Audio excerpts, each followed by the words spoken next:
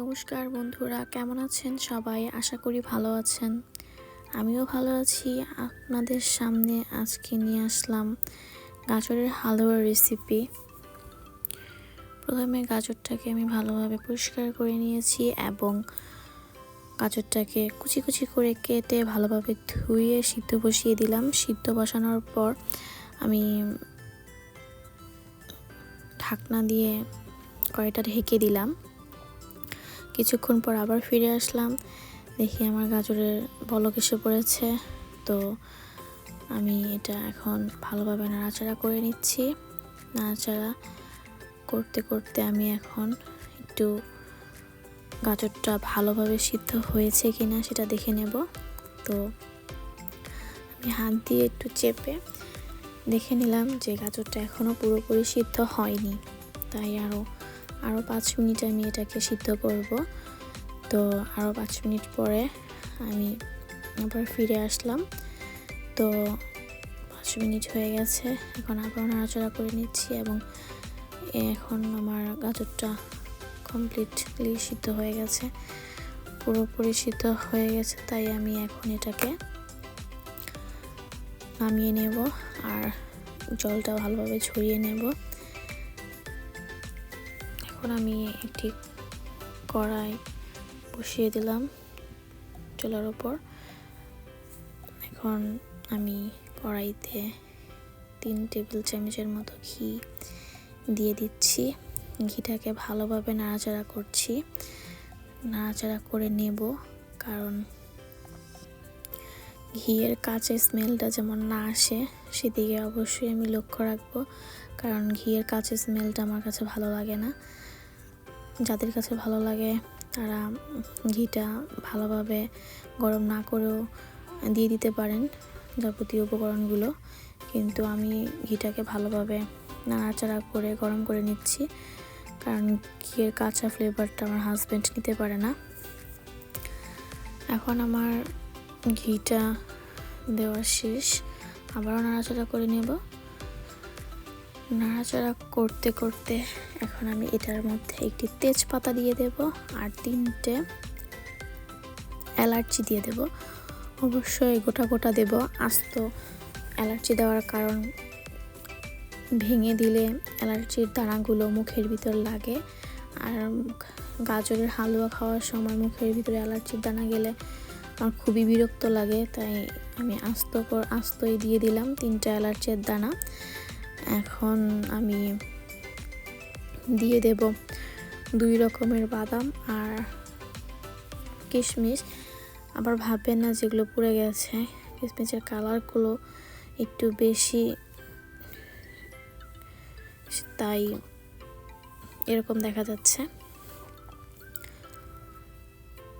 এখন আমি নাড়াচাড়া করে নিলাম। নাড়াচাড়া করতে করতে দেখেন আমার বাদামগুলো সুন্দরভাবে ভাজা হয়ে গেছে। এখন আমি দুধ দিয়ে দিলাম। দুধটা পরিমাণ মতোই দেব, পরে আবারও দুধটা দেব। এখন একটু অল্প দিলাম, কারণ আমি বাদামের সাথে কিশমিশের সাথে এখন একটু চিনি অ্যাড করব, তাই দুধটা দিয়ে এরপর চিনিটা অ্যাড করব যাতে চিনিটা ভালোভাবে গলে যায়। এখন চিনিটা অ্যাড করে আবারও নাড়াচাড়া করব। নাড়াচাড়া করতে করতে যখন দেখব খুব সুন্দর একটি কালার চলে এসেছে, তখন আবারও আমি দুধ দিয়ে দিব। দুধটা দিয়ে নাড়াচাড়া করতে থাকবো।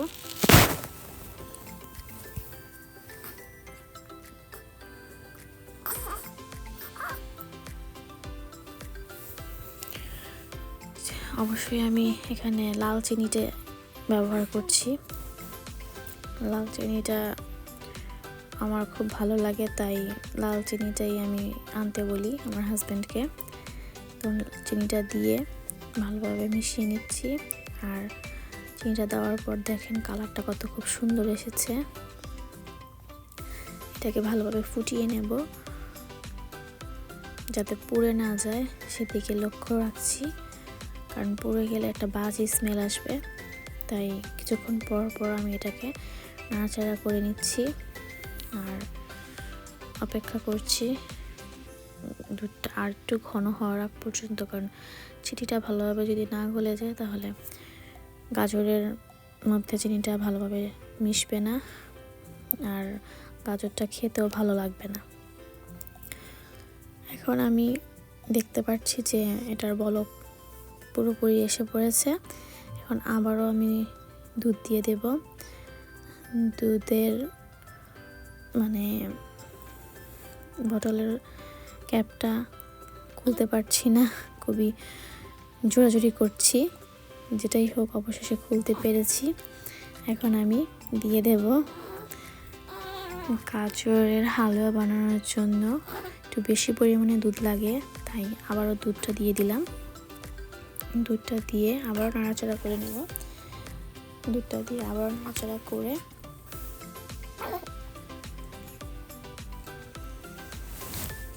আমি একটু অপেক্ষা করব যাতে বলক চলে আসে। এই পর্যন্ত অপেক্ষা করছি। এখন আমি ঝরিয়ে রাখা গাজরগুলো দিয়ে দিব এর মধ্যে। দেখতেই পাচ্ছেন গাজরটা সিদ্ধ হওয়ার পরও কালারটা কত সুন্দর লাগছে। আমার তো এখনই খেতে ইচ্ছে করছে, কিন্তু এরকম সিদ্ধ করা গাজর খেতে ভালো লাগবে না, তাই আমার অপেক্ষা করতে হবে। এদিক দিয়ে আমার ছেলে খুবই জোরে জোরে ডাকাডাকি করছে। দেখতেই পাচ্ছেন নিজস্ব একটা ভয়েস আছে, আপনাদের আগেই বলেছি। ভিডিও বানানোর সময় বা ভয়েস দেওয়ার সময় যাই হোক, আমার ছেলে খুবই এক্সাইটেড থাকে, কারণ তার কিছু না কিছু বলতেই হবে। তো সবাই আমার ছেলের জন্য আশীর্বাদ করবেন, সে জানি সুস্থ সুন্দরভাবে বেড়ে উঠতে পারে এবং ভালো মানুষ হয়ে উঠতে পারে, তাকে ভালোভাবে মানুষ করতে পারি। এখন আমি ভালোভাবে গাজরটাকে নাড়াচাড়া করে নিচ্ছি। আমি কিছুক্ষণ পর পর নাড়া দেওয়ার কারণ এটা ভাই স্টিলের কড়াই, নিচ দিয়ে লেগে যাওয়ার চান্স থাকে, তাই একটু সেফভাবে এটাকে রান্না করতে হবে। তো আমি আবারও চিনি দিয়ে দিলাম এটার মধ্যে, কারণ গাজরের পরিমাণটা দেখতেই পাচ্ছেন অনেক বেশি। আর প্রথমে চিনিগুলো গলিয়ে নেওয়ার কারণে গাজরের মধ্যে অনেকটাই চিনি হয়ে গেছে, কিন্তু আমি গাজরের হালুয়াতে একটু মিষ্টিটা একটু বেশি খাবো, তাই আবারও চিনি অ্যাড করলাম। তাই আবার ভাববেন না যে আমি বারবার চিনি দেওয়ার কারণে স্বাদটা নষ্ট হয়ে গেল, বা এগুলো কি এই চিনিগুলো কি গলবে কি না, এরকম ভাববেন না, কারণ চিনিগুলো গলে যাবে, কিন্তু ভয়ের কোনো কারণ নেই। এটাকে অনেকক্ষণ যাবত রান্না করতে হবে, ভেজে নিতে হবে। আস্তে আস্তে আমি এটাকে নাড়াচাড়া করে সুন্দরভাবে একটু শুকিয়ে ফেলছি দুধ এবং যেই জলটা উঠেছে সেটা দেখতেই পাচ্ছেন। দুধ যে পরিমাণে ছিল গাজরের সাথে এটা শুকিয়ে যাচ্ছে এবং গাজরের ফ্লেভারটা এত সুন্দর আসতেছে। গাজরের হালুয়ার ফ্লেভারটা খুবই খুবই সুন্দর আসতেছে। তো এটাকে আরও কিছুক্ষণ ভাজা ভাজা করে নিব। যারা যারা আমার ভিডিও প্রতিদিন দেখেন অবশ্যই ভিডিওটাকে লাইক, কমেন্ট এবং শেয়ার করে দেবেন আপনাদের বন্ধুবান্ধবদের মাঝে, এবং যাকে ইচ্ছা তাকেই শেয়ার করতে পারেন, কারণ আমি আপনাদের সাপোর্ট পেলে আরও অনেক ভিডিও আপনাদের সাথে শেয়ার করব, রান্নার ভিডিও, এবং কানাডায় এসে আমি কোথায় কোথায় ঘুরতে গেলাম বা ঘুরতে গিয়েছিলাম বা এখন কি করছি বা কোথায় যাচ্ছি সব ভিডিওগুলোই এখানে আপলোড করব। এজন্য আপনাদের বেশি বেশি করে শেয়ার করে দিতে হবে এবং আমার পাশে থাকতে হবে, আমাকে সাপোর্ট করতে হবে। আর গাজরের হালুয়া রান্না এখন আমার শেষ, দেখতেই পাচ্ছেন লুকটা কত সুন্দর এসেছে। বাসায় অবশ্যই ট্রাই করবেন। এবং আজকের মতো এই পর্যন্তই। ভালো থাকবেন। টাটা, গুড বাই বন্ধুরা।